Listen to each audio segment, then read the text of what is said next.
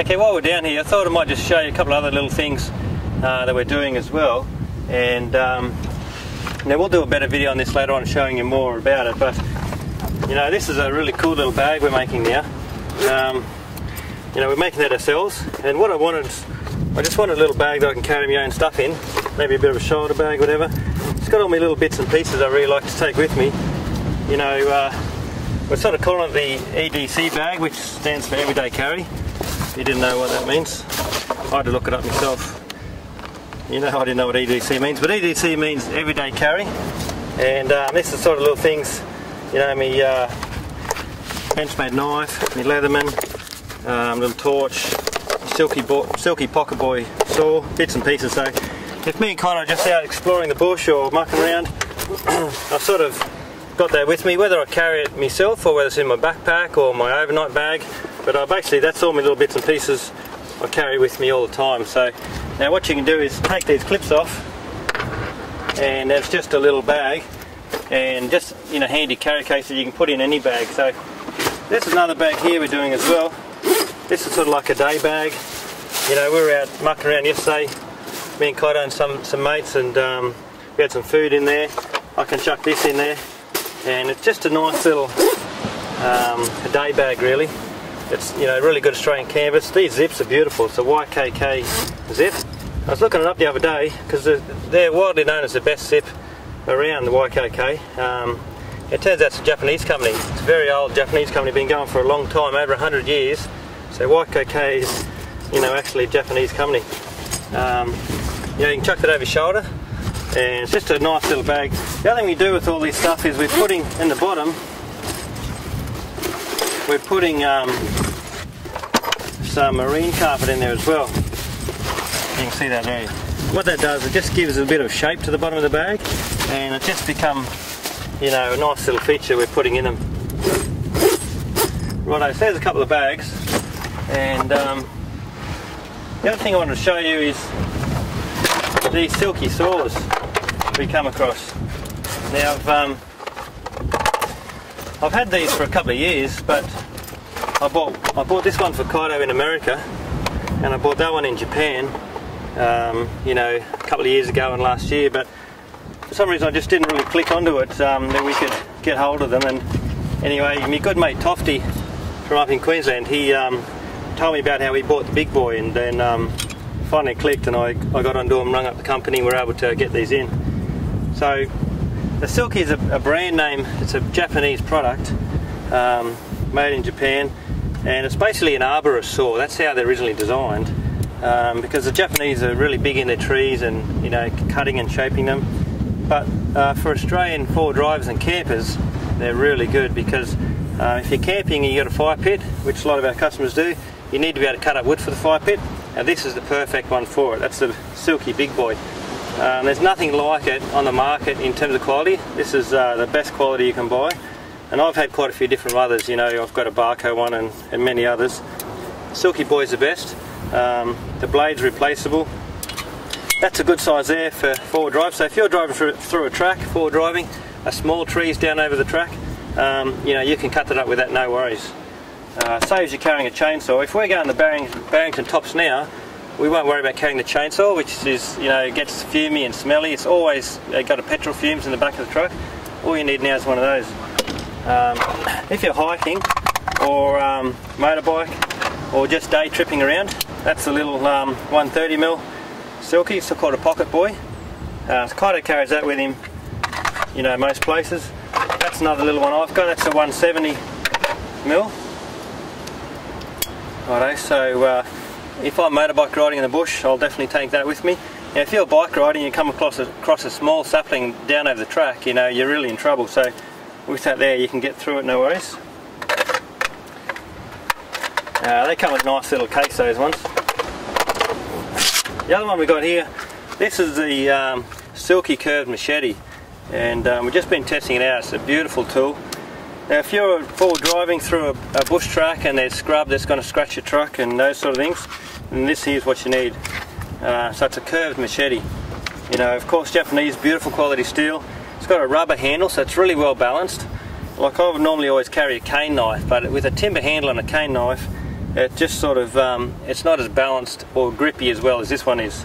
So, you know, that's ideal to carry. It's got a beautiful case on it, and that's a silky curved machete. Now the other one is, you know, if you really like cool products, this is the big katana boy. So, I'll show you that. So it's a lot longer, of course, and what you do, undo the nut there, look at that, and you do that up. Now that is a real weapon. It's got the large teeth on it, and that's something that you can really pull through a log, and you know, you can clear a lot of obstacles with that. So if you had one of those and you're seriously forward driving, you know, that really replaces a chainsaw. It's amazing how quick you can cut through. The quality of that blade is incredible, and you know, we're going to be selling these now on the website. So yeah, we'll show you some more videos of using them a little bit later on. And you know, we're sort of, with the Snow Peak products we got and a lot of other Japanese made products, you know, it's something we're really getting into, and this is perfect for that lineup. Super high quality and very practical for our market, which is the campers and four drivers. No worries. Okay, so I'll quickly pack the awning up and show you how it goes away. The first thing to do is to drop these legs down. Okay, we'll see why that's important in a sec.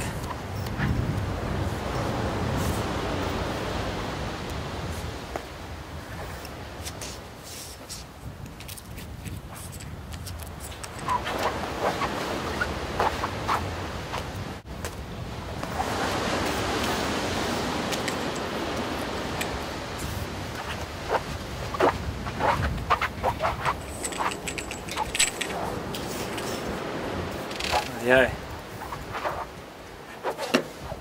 Just release that clip. Now what you've got to do is keep some tension on the awning. Okay, so we're just going to pull him around like this. You can hold it in your left hand. Put those clips away. So you can see I'm doing this on my own. It's really easy if you've got sort of the right knack to it. The main thing is, if I hadn't dropped these poles down, I wouldn't be able to reach that orange piece when I go to clip it up. So that's why it's important to drop them down a little bit.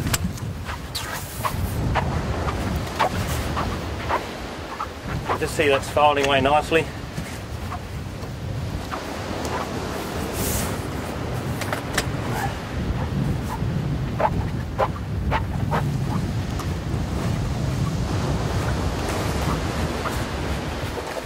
Okay, so that sits on there like that. You can see you've got a nice, neat triangle of canvas here. Normally just fold that like that.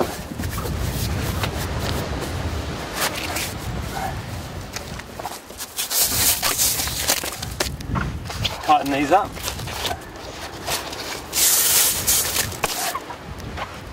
You can see how easy that is. That's by myself.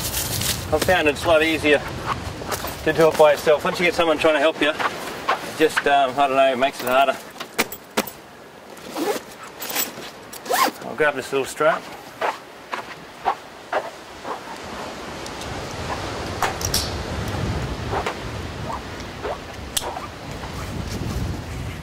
There's plenty of room in the bag. So just go up there.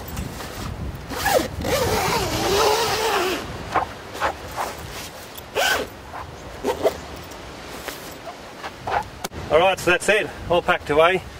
You know, it probably only took a minute or two, and we'll see if we can get back up this truck and back home again. Rightio. Okay, while I'm here, I'll just quickly show you as well how to bolt these on. It's a common question we get now. This is an ARB roof rack, and you can see we've had another awning on this side, and all you got to do is drill 2 holes basically. Okay, and then this will bolt straight on. So I've had a similar awning on this side. So if you've got those sort of set up on your roof rack, it's really easy. 2 holes, front and back, bolted straight on. If you don't have this set up, then there's an angle bracket that comes up here and replicates that. So they do come with a couple of brackets. Now you can see on this side here we've got it bolted on. Again, just 2 holes, a couple of nylock nuts, and there's just those 2 bolts. They come with this protrusion, so you literally drill a couple of holes and bolt it on. And that's all it is. Now, what I have done is in the middle here, there isn't the bolts, but we were getting a bit of vibration there and a bit of noise, so we've packed this centre out with a bit of foam tape just to stop that noise. Okay, no worries.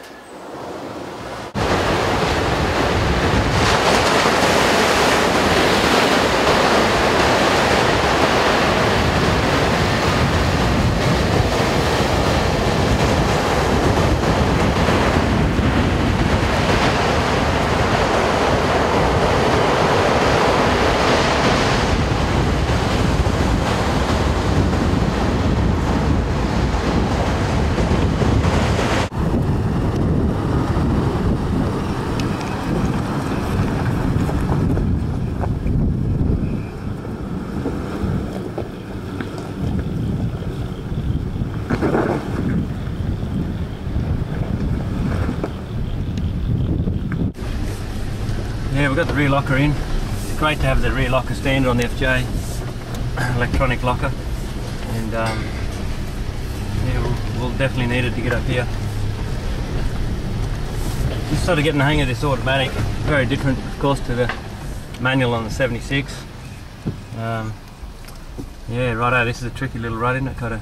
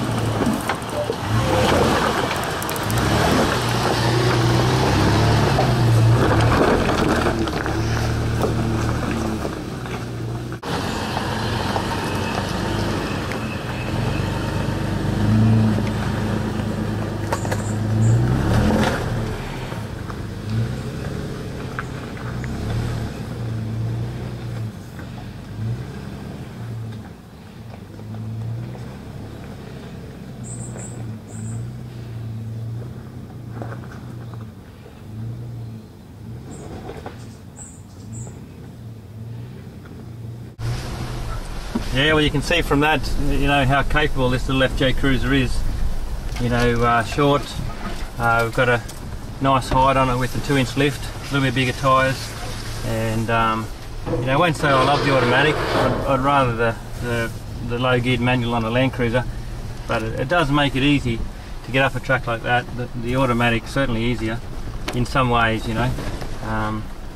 Anyway, yeah, she's a top little truck. The suspension on this is beautiful, and you know, yeah, certainly a capable little truck. Rightio, no worries.